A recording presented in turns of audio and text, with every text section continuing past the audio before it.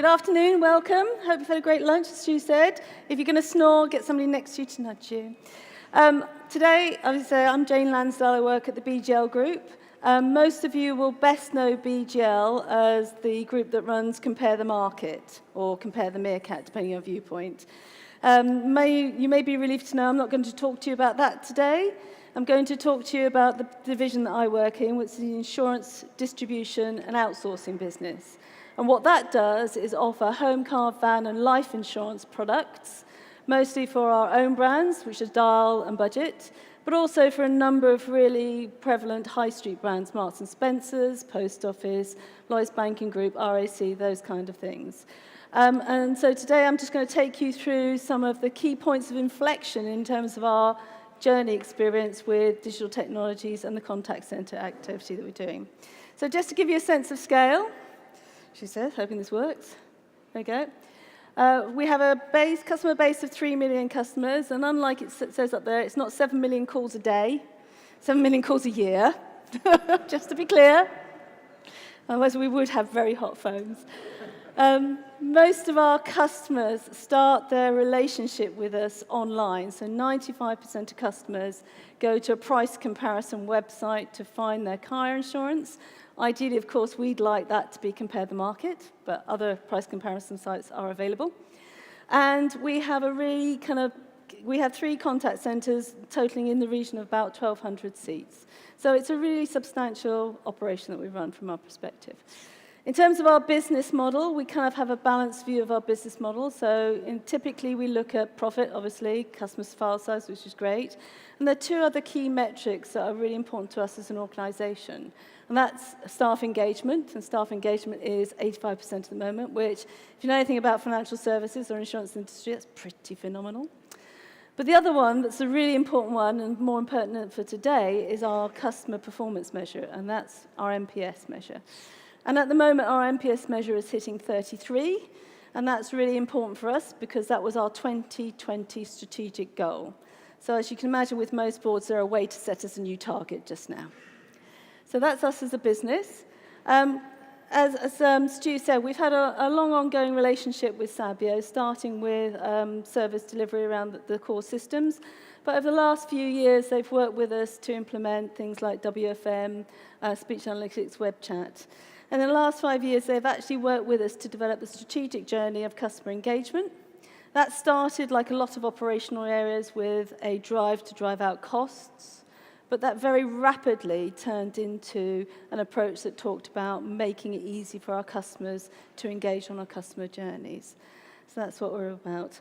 And a few years ago, and I think you might have the same thing, a few years ago, about 2013, we had a very, very excited chief executive who woke up one day and worked out that with the proliferation of the smartphones and with the Mayday Amazon button that was arrived in the Christmas of 2013, that the access to live support was something that perhaps we could bring to the insurance market.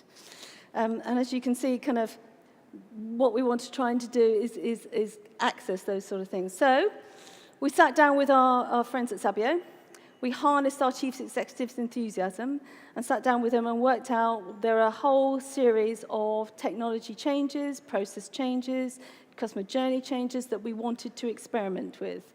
So we sat down and our hothouse, or our innovation lab, was born. It was really key for us around the innovation lab was that we used real customers to test our journeys and our experiences. We used proactive and excellent, our best advisors to deliver those services. We used quick, light touch tech solutions, which our Sabio partners kind of helped us with, and we used a MVP approach to solution design. So we were able to get a load of stuff live really, really quickly. And today, I'm going to, those things kind of came out of production in various sort of states. Today, I'm going to talk about just one of those things, and that really is our web chat activity. And that's because the use of the Innovation Lab was critical in making sure our service design worked well for our particular customer base. We did a load of other things as well, and if you want to talk to us in the breaks around some of those other things, we've got interesting and illustrative stories in that area too. But let me talk to you a little bit about web chat. So web chat was really important for us because, as I mentioned at the start, most of our relationships with our customers started online.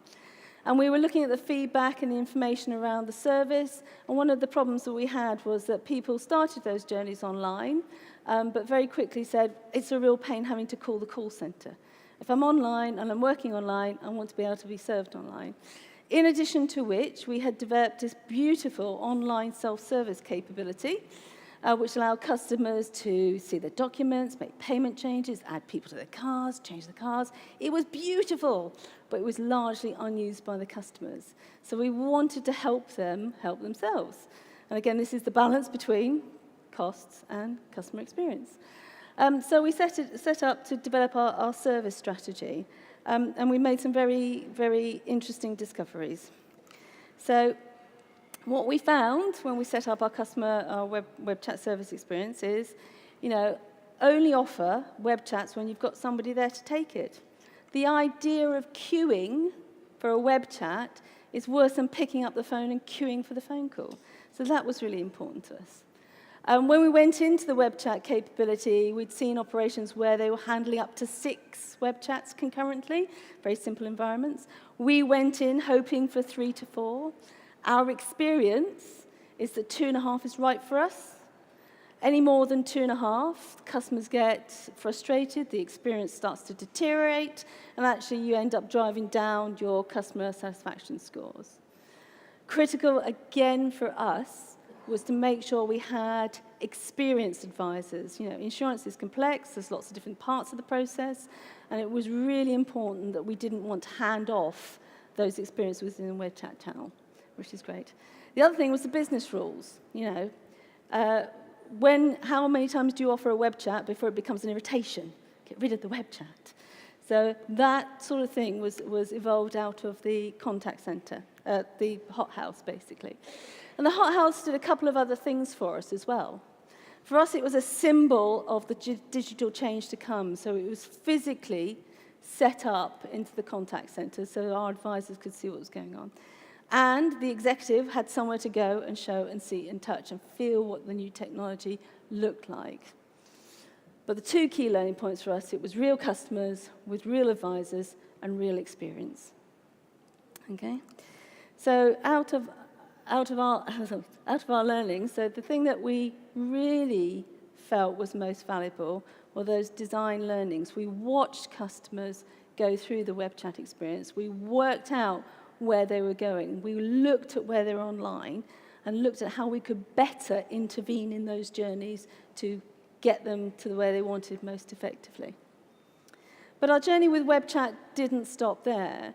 It's one of those things where you continually analyze and understand what's going on, you look at all the data and you cross-reference it.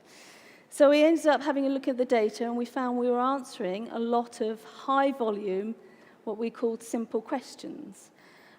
Things that you would typically expect customers to go and look at your FAQs to find. But we found that they weren't using the FAQs, they found it easier to pick up the phone and call us than go to the FAQs, and we were spending a lot of time, effort, and quality advisors answering those quick questions. Goodness, put my teeth in. So we kind of took a step back and had to think about what our business proposition looks like. So in the insurance market, paperwork is still prevalent. If you've ever tried to sit down and read through your car insurance policy, you'll know it's a 2 gin and tonic activity. And at the end of the day, you still may not find what you want. And what we came to the conclusion was that it's really, customers ask us what appear to be really simple questions. But once you put a regulatory wrap around it and an insurance technical answer to it, actually they can become quite complex.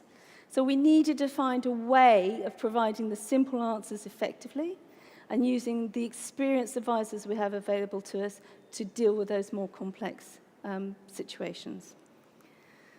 So we found that we worked out that virtual assistant might very well do that for us. So let me introduce you to Becky. And I know the Nuance boys have been showing Becky off as well. So this is Becky, Budget Becky. Becky is available 24/7. Her job is to answer those high-frequency questions in a very easy way. Her other job is to guide customers to the right service solution for them. So if they are asking us something complicated that needs human intervention, let's get them there really quickly. So that's what Becky does for us.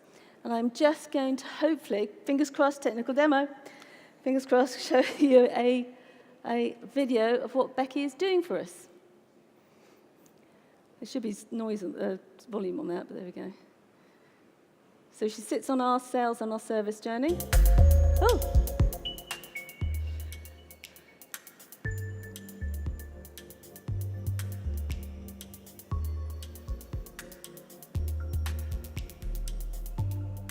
If anybody's ever had to prove their NCD, then this is part of the process. It is long-wieldy.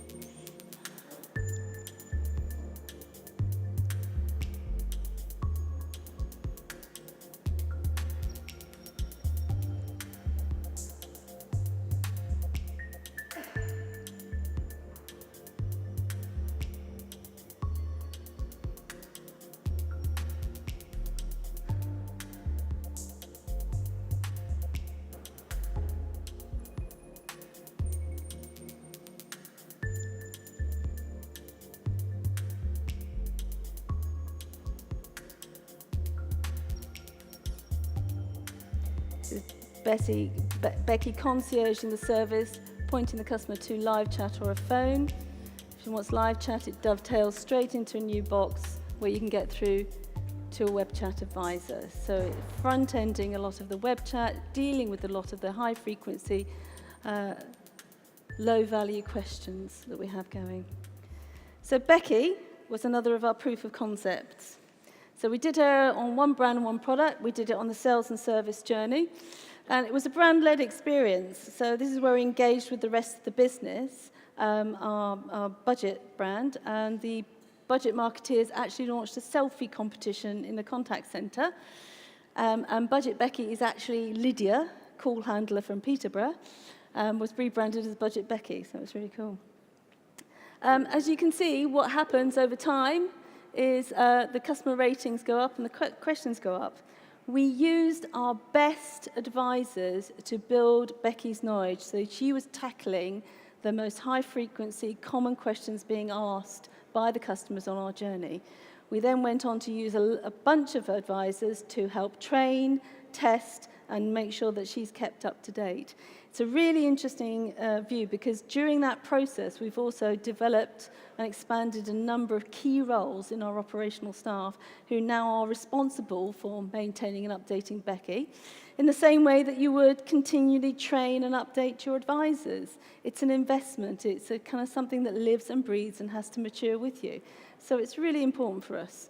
The other thing that was really important for us is we set up a really well-structured knowledge base with guidance and advice from our Nuance friends and the suppliers. And that's made kind of understanding where the improvements can be made a lot easier. So you might say, what's the next steps for us? Next steps for us is to expanding Becky's powers. Yeah, I think my graphics department got overwhelmed with the options there. So we want to have a look at how we can better utilize Becky. So we're going to expand her across product. So when I started at the beginning, we had home, car, van, and life insurance. She's just live on car at the moment, so we need to expand there. We need to continue to train her and broaden her experience. We're going to roll out our partner brands, probably with different personas, I suspect. And we're kind of trying to refine some of the things we're doing with Becky. One of the things we found is insurance industry is quite long-winded. Maintaining a conversational style in the question and answer piece is quite tricky where you've got very long answers. But remaining compliant is more important than shortening answers, so we're trying to get strike a happy medium with that. We're also looking at the opportunity for Becky to support our new advisors, so internally facing, and perhaps take her into the realms of doing more transactional-based stuff, particularly where you're on our service journey and customers are already authenticated in our world. But the really important piece for us is we've moved away from what was effectively a cost-based approach to reducing this activity to a much more focused customer service, customer design-based approach to what we're doing in our business. And that's us for today. Thank you very much.